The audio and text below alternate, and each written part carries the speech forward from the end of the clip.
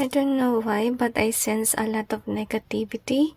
So we have our gateway in Easer Way. We also have the near. It's in Easer Way as well. We also have this one, okay? I'm kinda feel like this is with regards to partnership na biglang nagbago, okay? Nagkaroon ng breakup. We have the bliss, and God wants you to know na yung breakup na yan, it's also a blessing in disguise, and it has to happen. It reminds me of my upcoming video na pinapagawa nila sa akin.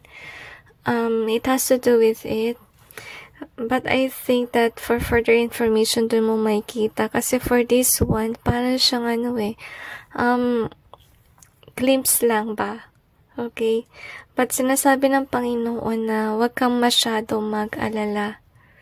And if ever you are in a relationship at I feel na malungkot yung connection, siguro talagang amay-away bate, toxic yung relationship. At alam mo, someday talaga may potential na mag-break. It will happen soon. Kasi we have the near in either way. Pwede naman siya mangyari agad. Pwede rin ma-prolong. Really depends on you and your situation. But yet, I'm sensing na it's meant to break free. Because of the reason na baka kung ano man ang relasyon na yan, baka hadlang yan sa iyong paglago. Lalo na kung may tao ka na negative sa iyong buhay, na lagi ka na lang pinupunan, di mo na magawa yung mga gusto mong gawin sana. Okay, or masyadong demanding, nawalan ka na ng oras sa sarili mo. So, I feel like it's a lesson learned din na pumili tayo ng tao na, parang masaya siya para sa atin at gusto niya mag-grow tayo. Hindi yung tao na hahatakin ka pababa. Okay, so, we have this one, so we have the maze. So, ibig sabihin lang nun, kung ano man ang connection na magbe-break, it's a karmic relationship, guys, okay? Kasi with the maze being here, ibig sabihin lang nun, parang paikot-ikot ka lang ba? Or masyadong prolonged yung process mo.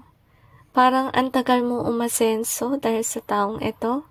Siguro meron kang tao na napaka magastos, okay?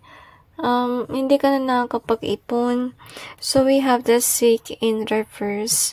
But I see that you are loyal. No wonder why it was prolonged.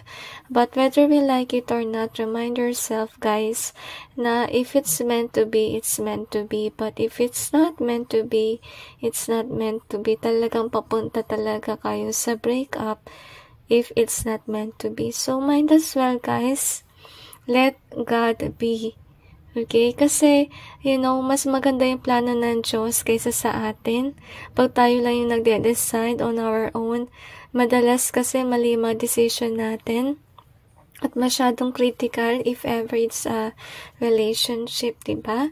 So, might as well ma-realize mo rin sana. But yet, by this reading, God is showing to you na you have to be ready if you're aware that you're in a toxic relationship, if you're aware that you're not growing because of your connection, kasi someday God will remove that connection so that you may grow.